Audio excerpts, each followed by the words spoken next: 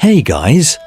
Tonight we drift through ancient Basra, where the desert winds tangle through market stalls, and the scent of cardamom, ink and camel sweat mixes with the chatter of traders.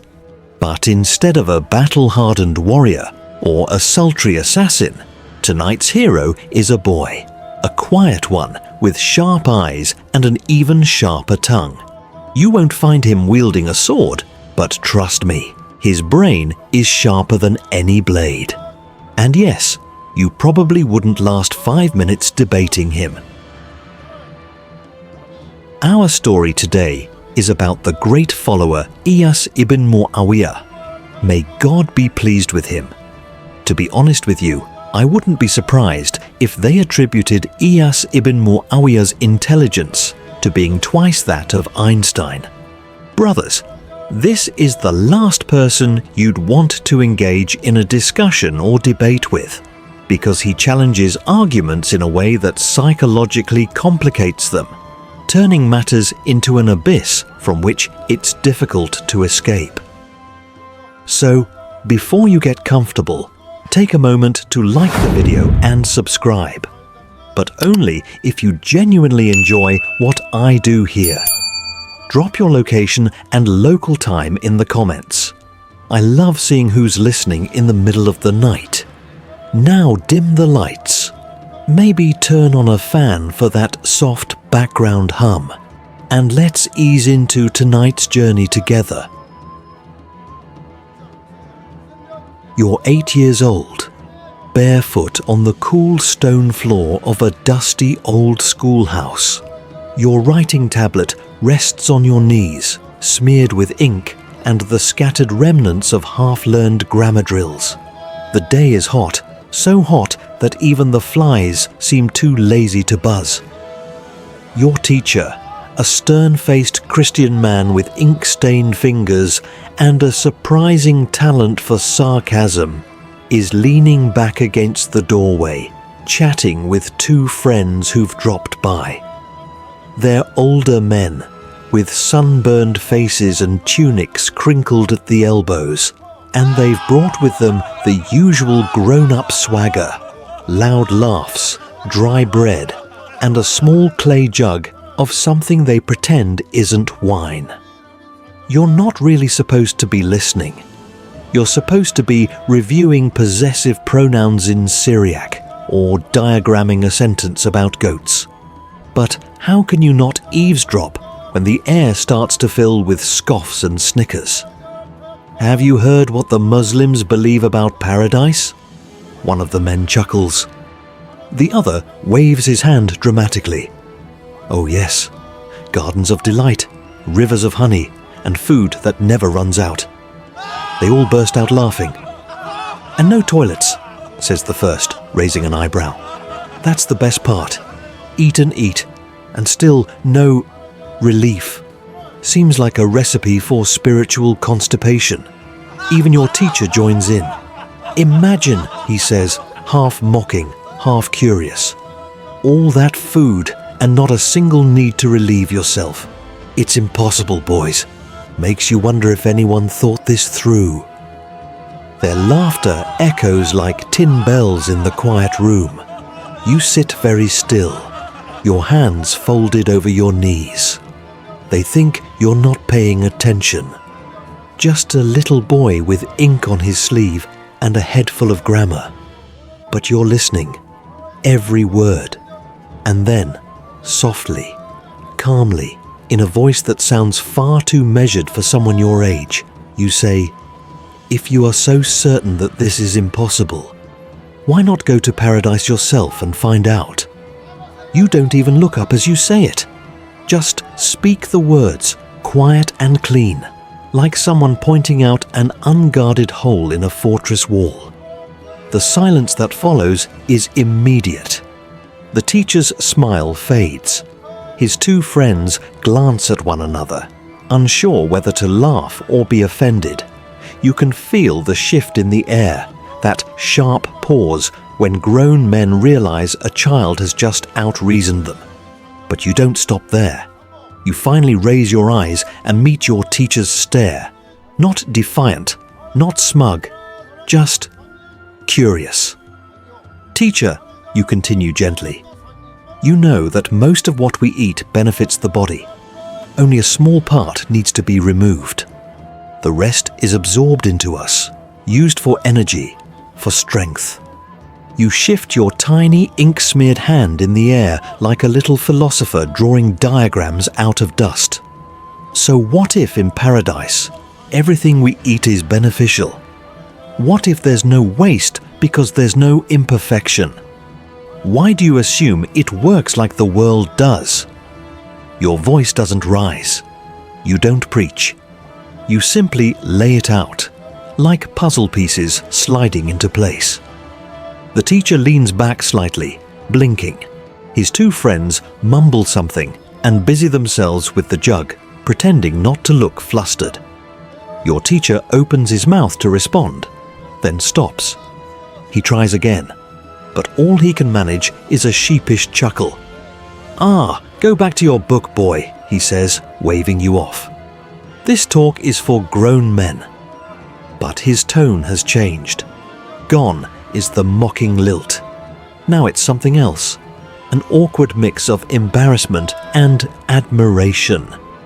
Because he knows. Everyone in the room knows. You just held your ground against a room full of adult men, using logic, observation, and quiet conviction. And not just held your ground, you won. That night, word spreads through the neighborhood. People chuckle and shake their heads. The judge's boy, the one with the serious eyes and the serious mouth, took down 3 adults in one sentence. Mainstream scholars like to talk about Ayas the grown-up judge, the master of riddles and courtroom games. But the truth is, you were already this way before you could even grow a beard. You didn't raise your voice. You didn't need to. You had something better, clarity. And your teacher, he never mocks paradise again. He never mocks Islam again. In fact, he treats you with a strange, reverent respect from that day forward. No more sarcastic barbs. No more sidelong jokes. Just nods and short glances, as though unsure whether you're a student or something else entirely. Oh no, I forgot to tell you what era our hero lived in. I was excited when I read about his first encounter with his teacher when he was 8 years old. Amazing, isn't it? Anyway, bring a second, third, and fourth cup of tea. Bring them all today. You'll really enjoy it. That's the first time people start whispering your name with raised eyebrows. Ayas ibn Muawiyah. You grow up in the 8th century, under the Umayyad Caliphate. The world around you is a clash of caravans, calligraphy, and conquest. Cities swell with knowledge. Scholars argue about stars, ethics, even whether washing with cold water counts for ablution. But while others chase fame through long scrolls and poetry, you chase one thing: truth. The kind that hides under clever disguises and polite smiles. By the time you're 15, your reputation precedes you. People say you can see through walls. Not literally, of course, though some swear you once found a stolen falcon hidden behind a mud brick chimney just by watching the owner's eyes flicker. That's exaggeration. Kind of. But what's true is your uncanny ability to sniff out lies like a fox hunting dates in a granary. Historians still argue whether your intellect came from divine inspiration or just freakish observational skills. But what's certain is that by your 20s, you were appointed as a judge, Qadi, in Basra, one of the intellectual capitals of the early Islamic world. Imagine a dusty, sun-bleached city humming with debate, with scholars quoting Aristotle one moment and Quranic verses the next. It's in this heady mix that you, Ayas, hold court. But here's what sets you apart. You don't just interpret the law. You play people like a well-tuned oud. One time, 2 men came into your court, both claiming to be the father of a little boy. The boy was too young to speak clearly, and each man had a plausible story. You said nothing at first, just watched. Then you asked both men to walk away down the street, and when they were out of earshot, you whispered something to the boy. He smiled. Then you asked the child to point to his real father, not with words, but with his eyes. He did. And you just nodded. People stared. "That's it?" one man asked, incredulous. But when you explained the logic, the way the boy's pupils dilated at one man and not the other, how his posture changed, how he relaxed in proximity to his real father, suddenly, silence again. One quirky story says you once identified a thief not by what he said, but by how he chewed a date. You had everyone in the market sample dates from the same pile, and only one person chewed it a little slower. Nervous, maybe. Hiding something? You zeroed in.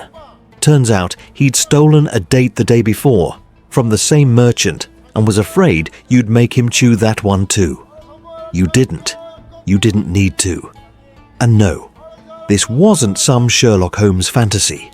This was recorded, albeit with the haze of centuries of retelling, in early Islamic biographical traditions. Think of it as the Hadith meets Law and Order, Abbasid unit. But being sharp isn't always an asset. You develop a habit of asking judges questions in their own courtrooms. Not to embarrass them, okay? Sometimes to embarrass them, but mostly to learn. You're fascinated by the why of justice, not just is it fair, but does it feel true to a child, a widow, a traveller? At one trial, you stop everything because a witness fidgeted too much when swearing an oath. You cross-examine, not aggressively, just patiently. Turns out the man had memorized someone else's testimony. When confronted, he confessed without prompting. You didn't shout. You simply tilted your head, like a falcon sizing up a rabbit, and said, "Next time, write your lie on your own tongue." That phrase, it sticks. Merchants begin repeating it. Mothers mutter it to squabbling sons. It becomes a kind of urban proverb. Not bad for someone barely in his 30s. Historians still debate whether your style of judging was revolutionary or just unusually efficient. Some argue you bent protocol too often. Others say you never once ruled unjustly, even if your methods raised eyebrows among the more traditional clerics. By now, you've built a reputation not just in Basra, but across the whole region. People travel for days, sometimes weeks, just to have their cases heard by you. Not because your judgments are lenient. Oh no. You're fair, but you're also terrifyingly precise. It's like handing your secrets to someone who already knows them. One day, a peculiar case waddles its way into your courtroom, quite literally. 2 men stand before you, both tugging on a rope tied around the neck of a very confused-looking camel. They're arguing over who owns it. Each presents a seemingly airtight story. The camel was raised on their land, fed from their palms, loved like a child. It's classic he said territory. But you don't ask about feeding schedules or markings on the camel. Instead, you tell both men to leave the room. Then you instruct your court assistant to let the camel loose and quietly observe which way it walks. It ambles straight to one of the doors and begins chewing at it with suspicious familiarity. You nod. "The camel has judged," you say calmly. The owner's door smelled like hay and nostalgia, apparently. That story becomes famous, but what people miss is your real brilliance. You never trust appearances. You test. You listen. You invite mistakes, then pounce on the little cracks they leave behind. In another case, a man accuses a neighbor of poisoning his well. The water turned sour overnight, and naturally, blame is the currency of panic. You listen carefully to the angry tirade, then glance at the accused. He looks stunned, almost insulted. Instead of demanding evidence, you ask both men to drink from the well. The accuser hesitates. The accused walks up and gulps it down without flinching. You raise an eyebrow. Strange, you murmur. He drinks from a poisoned well. Yet only your story feels bitter. Cue awkward throat clearing. Later, it's discovered the well had just gone stagnant for a day. Nothing more. But you didn't need to wait for that. You read people like a merchant reads worn coin edges. And then came the snake case. Oh, the snake case. A family claims their infant son was bitten by a neighbor's exotic pet cobra. The neighbor denies ever owning a snake. The child, thankfully, survives. But the family wants restitution. You bring both parties in and, without preamble, ask a random guard to open a sack at the back of the courtroom. No one knows what's in it. The moment the sack is touched, the neighbor flinches. Badly. His eyes flick to a corner of the room where, sure enough, a woven basket sits half concealed behind a curtain. You walk over, lift the curtain, and reveal a basket labeled in faded ink. Food for Musa. Musa, it turns out, is the name of his pet possum, a cobra. Well-fed, well-loved, and absolutely real. And that, folks, is how you catch a liar using nothing but a burlap sack and an instinct for guilt reflexes. You've got a flair for drama, sure, but it's never about showmanship. It's always about pressure. Pressure reveals truth, like heat draws ink from invisible letters. You once said justice isn't just about laws, it's about patterns. Patterns in speech, in silence, in footsteps left behind in sand. That brings us to the shadow case, a strange little dispute involving two brothers and an inheritance of land. One claims the other forged documents to claim a portion of their deceased father's farmland. The documents look authentic, stamped and everything. Witnesses, bribes, oaths, it's all there. But something bothers you. You ask them to show you exactly where the disputed land lies. The next day, you visit the farm. Not with a grand entourage, just you, a donkey, and a skeptical breeze. You walk the property slowly, asking each brother to describe where the boundaries were back when they were boys. That's when you notice something odd. One brother keeps shading his eyes, looking east when recalling the fence. The other doesn't. You wait. Then you ask a quiet, brilliant question. Which way did the sun cast your father's shadow when he prayed on this land? The first brother replies confidently. The second fumbles. Later, it turns out the forgery used an older land map. But the house had been rotated during a renovation, changing the direction of prayer. The man didn't know that because he hadn't lived there. Mainstream historians agree that these stories, though occasionally polished by time, reflect a judge whose investigative techniques were centuries ahead of his era. Ayas was basically doing 8th century psychological profiling. But not everyone was a fan. Some contemporaries thought your methods were undignified. There's a fringe scholar who once wrote that Ayas listens more to shadows and camels than to scriptures. A decent burn in medieval terms. Others claimed you made justice feel like theatre, turning sacred courts into guessing games. Historians still argue whether this was just jealousy or genuine concern about protocol. But honestly, you couldn't have cared less. For you, the law wasn't a scroll to be recited. It was a puzzle to be solved. And sometimes that meant noticing that a liar blinks too fast when asked about a snake. As your fame grows, people begin to bring you increasingly bizarre cases. At one point, a trader accuses another of swapping out a bag of rare saffron for dyed sand. You listen, tap your finger on the bench, then do something very Ayas-like. You ask for a live cat. Confused? That's fair. The room certainly was. But you have the sand and saffron bags placed side by side, and the cat is released. It sniffs around and curls up on one bag, the one filled with real saffron. Cats, after all, aren't stupid. And saffron smells expensive. You smirk and say, "May we all learn to be as honest as this cat." And honestly, that's not even in the top 10 strangest things you've said in court.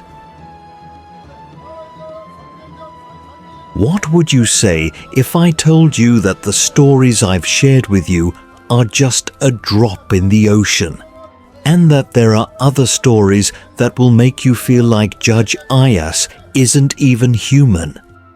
You'll find yourself in a spiral, thinking, how did I never hear about this genius before? To be honest, even I didn't know his name until recently.